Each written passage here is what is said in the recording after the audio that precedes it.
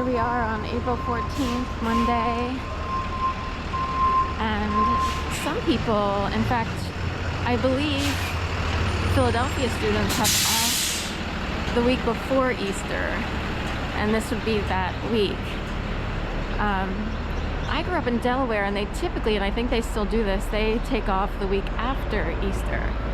So it would be like spring break for high school students, or K through 12. Not sure which sign walk on, should we zigzag? Anyway, so it might be extra quiet in the city today in Philadelphia, PA. Of course, Passover started Saturday night. For a second I thought it was starting on Friday, and I realized, oh wait, no, it started on the 12th, which was Saturday night. And of course, big news in this area, and probably around the US, I guess, would be that there was a fire in the governor's mansion on, I guess, Saturday night into Sunday, and that would be Governor Shapiro, Josh Shapiro. And of course, my assumption is that he would celebrate Passover. And Passover, of course, in the Jewish religion, is the blood of the lamb being marked on the door. Please pass over my house, save my firstborn son. So I believe that's a Passover sentiment. Pass over our house, pass over our house, pass over our house. I think that's it. I have to go back. I'm not, the expert on all the stories in the Bible and religions. But the idea is you want whatever's causing the problems, or whatever massacre is going on, the mass exodus, of course, is in the realm with this time period. So it's all part of a whole thing, right? Dunkin' Donuts here. So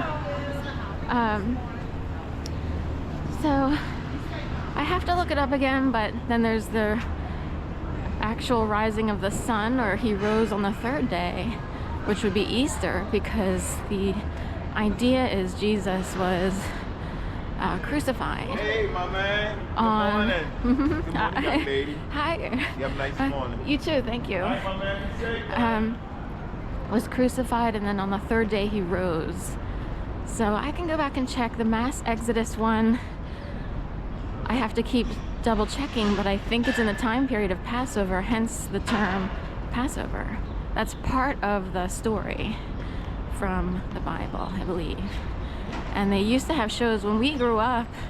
It was standard and normal on major networks, and we had TVs, but really we didn't have MTV when I was first growing up. It came later in the 80s, I guess.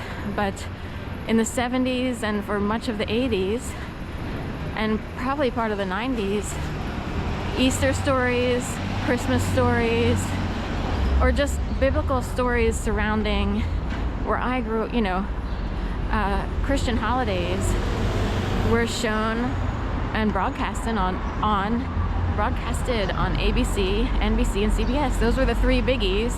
We didn't really have any other channels except for PBS. They had Life on Earth with David Attenborough. I used to watch him for extra credit for science.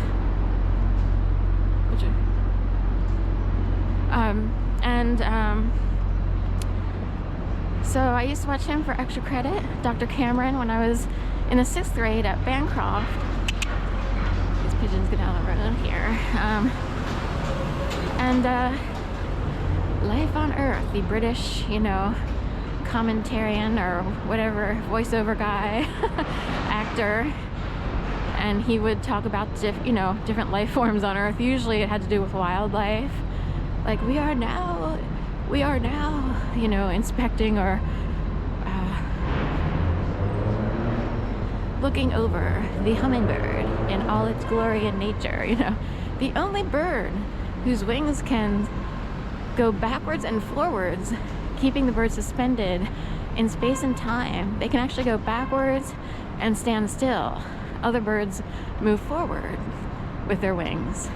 The hummingbird is the only species with this ability in their wings, or what have you. So that was a really good, pastime and way to get extra credit. The odd thing is I actually liked the 6th grade for some reason. It would be the 3rd year that my entire graduating class would eventually graduate in 1988, but our class was the first class to usher in a full 3 years of busing. In 3rd grade, our class, in all across Delaware, or at least Newcastle County, experienced picketing strikes for the idea of implementing laws regarding busing and technically desegregation. The idea would be to bus kids into town and sort of have kids experience other worlds besides the suburbs. I don't know if they had kids from town come into the suburbs, because in a way that would be a good experience also. Like if they were to bus kids if they were to bus kids from town into the suburbs, could they show both sides, if you will? But anyway, I don't know, I kind of remember, I just knew that for 4th, 5th, and 6th grade, we would wind up, bust into what is now Adams Forest Shopping Center for 4th and 5th. At least my group went to Mary C.I. Williams, which got condemned. It was, they decided to condemn it after the 5th grade, after my 5th grade, and the class that would ultimately graduate in 1988. They experienced another shakeup after 5th grade and before 6th. So they tore down Mary C.I. Williams. My group went on to Bancroft, which was 8th and Broome or 8th and Lombard in Wilmington, Bancroft. So for the 6th grade, I went there, but they split up the group that was in Mary C.I. Williams, and some people I knew went to Bayard. Is that right? Some people went to Bayard. I was in the group that went to Bancroft. Oddly enough, that was my best year in school. Can you believe that? Despite all the shakeups and sort of uncertainty and, all that stuff. I don't know why. My teachers were Dr. Coleman, who was the math teacher. He was grumpy-ish, but he stood up for me because someone was like, oh, they saw my parents as divorced and like, oh, you must be a bastard child. Were you born after or before?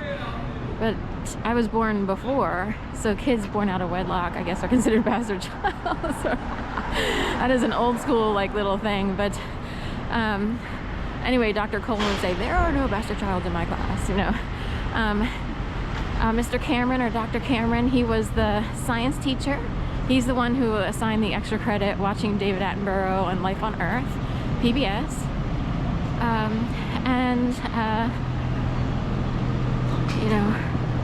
Mr. Roman and Mrs. Garrett. So Mr. Roman was English, and is that right? And Mrs. Garrett was social studies. So just picking up from a conversation on the last